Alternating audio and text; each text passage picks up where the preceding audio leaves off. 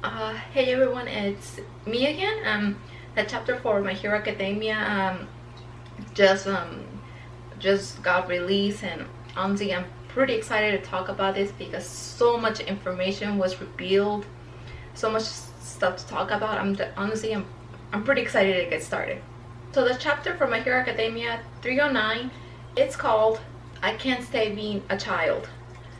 Even the title alone gives me a lot of information with the journey Deku had to go through after the war ended. You know, Deku was forced to leave the UA because for the safety of his friends and loved ones. And honestly, I love this chapter, especially so many moments. We get to see Gran Torino. I'll talk about him a little later on, but honestly, so much stuff happened in this chapter. So the chapter starts with two heroes from the Ketubutsu Academy. You know, the one of the schools the UA Academy faced during the hero license exam. The two heroes are called Mr. Smith and Boomerang Man, who arrive at the scene and they see Deku flying away with Muscular. You know, the citizens who were being a little bit of jerks and kind of mean to the Ketubutsu students. Now they're helping them.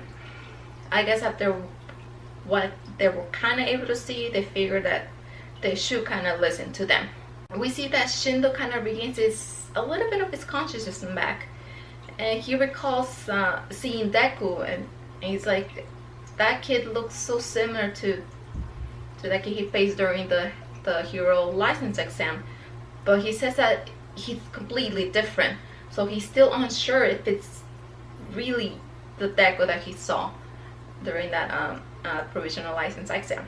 So the next page on this chapter, we see Deku dropping off Muscular all tied up to the police, and of course he uses smoke screen to hide his identity, and then he flees immediately. And this is where he gets a call from All Might. He tells him that, hey, I'm okay, and he's heading to his location. So once he's able to get to All Might's location, All Might asks him, like, are you okay? Is there any injuries? Deku tells him, I'm okay, there was no injuries. And they talk about a support item that All Might was able to get for Deku for his arms. And we learned that there was a travel ban. I guess this must have happened when all the villains were released from the Tartars and Japan's in a state of chaos. So it's understandable that the US and probably other countries are not allowing anyone from Japan to travel to their countries. Then All Might tells him, like, don't overdo it. This support item is just a sample. He tells him to wait for the final battle, and we pretty much know which is the final battle. So then just in this moment, All Might gets a call from Hawks, and in this moment Deku's danger sense activates, and as soon as Hawks asks him, like, if Deku is alright, and Deku immediately leaves. And we see an interesting conversation with them. Well, first we see that Hawks is with Best Genius, and we see him like defeating a villain. Honestly, I thought that was a little cool, especially still seeing Best Genius in action. Despite that he sustained horrible injuries during his first fight against All For One.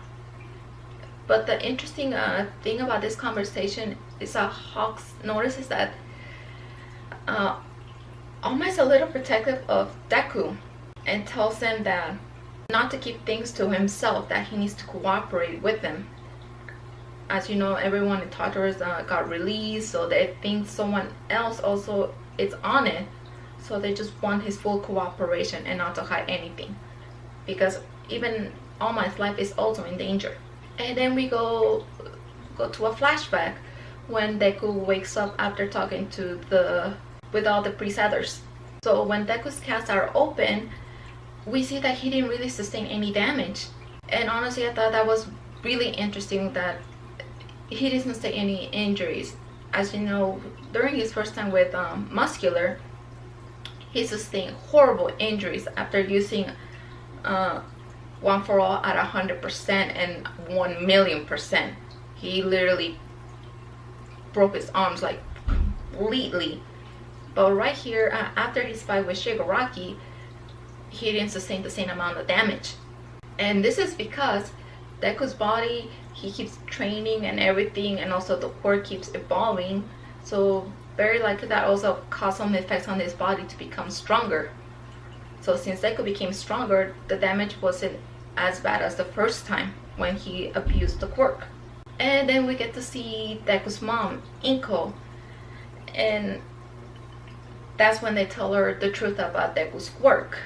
Inko is completely terrified because she knows that Shigaraki is gonna be looking for Deku because of his quirk. All Might says that they're gonna protect Deku, not to worry that he will be protected at UA, but Deku interrupts him, saying that he's not returning to UA. All Might even notices that, oh, he already decided this already. Deku says he doesn't want to return to UA because of what happened during the war. I mean, Aizawa got really hurt, Gran Torino almost lost his life, Bakugo nearly sacrificed his life to save his. Deku just doesn't want to see anyone else getting hurt, and it's understandable. And he also mentions that if he stays at UA or even in this hospital, Shigaraki is gonna find out where he is and he could attack at any moment. Of course, this makes Deku's mom scared and doesn't really want him to get hurt. But Deku, God, this moment literally brought a tear to my eye. You just see how much hero development in Deku. Honestly, it's just beautiful and it hurts. Deku says that he will become stronger and he will come home. And we just see this beautiful panel. Deku was a kid playing with his mom, saying that he was gonna save her. And then we see the other panel with a grown-up Deku saying Izuku might will come back, that will save people. Honestly, such a beautiful panel. Even talking about it brings tears to my eye. Just the hero development Deku has gotten throughout this war arc, previous arcs, etc. It's just beautiful. I just love this. I just love good hero development. Here in this conversation, All Might remembers the promise that he said to Deku's mom, that he will protect Deku even if he kills him. So All Might decides to join Deku on his journey, saying that whatever or not he wants him there, he's gonna be there. Honestly, it's just beautiful that All Might is there for Deku. It's almost like he sees him like his son in a way. So before Deku leaves, he visits Gran Torino. This is one of the most special moments. I don't think the word special is correct, but it's an important conversation. And I hope Deku realizes how important it is. So right here, Deku tells him that he was able to talk to Nana. And Gran Torino, of course, teases Nana that for her to still crying. And he's very happy, but then he apologizes to Deku for not being able to kill Shigaraki. And he gives him such a good advice, and a very important one, for him not to abstain from killing, because even killing a person is a form of salvation. And just at this moment that he tells him this important thing, he hands him his robe. Honestly, it was such an important conversation, and I hope Deku realizes that, I know Deku wants to save everyone. As you know, when his quirk almost got stolen, he saw Shigaraki like biting, and then he sees like a small percent of Shigaraki crying, like almost asking for help. Of course, Deku doesn't want to kill anyone. He wants to see a way to save people. But unfortunately, when a person is far too gone, one of the forms of salvation you could give that person is to kill them. Honestly, it makes me wonder what Deku is gonna do, because I'm sure those words that Gran Torino told him are not gonna leave his mind, and I can't wait to see what's gonna happen once that final battle concludes. So on the last page, we get to see the top 3 heroes: Endeavor, Hawks, Best Genius teaming up with Deku and All Might.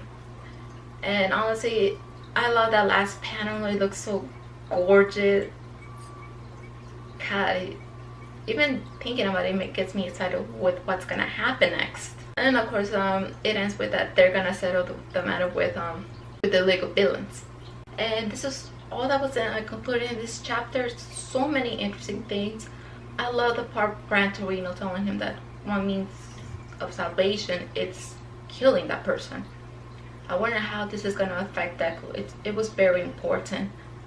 I mean, some of the funny things I noticed in this chapter was the way Best Genius was holding the phone. Even a hug is like, what kind of ways? The way he's holding the phone. Honestly, it did make me crack up a bit. Overall, I enjoyed this chapter, especially seeing those flashbacks of little Deku playing with his mom, and then you see a grown-up Deku saying that he will become stronger and he will come home. Honestly, it's such a beautiful chapter.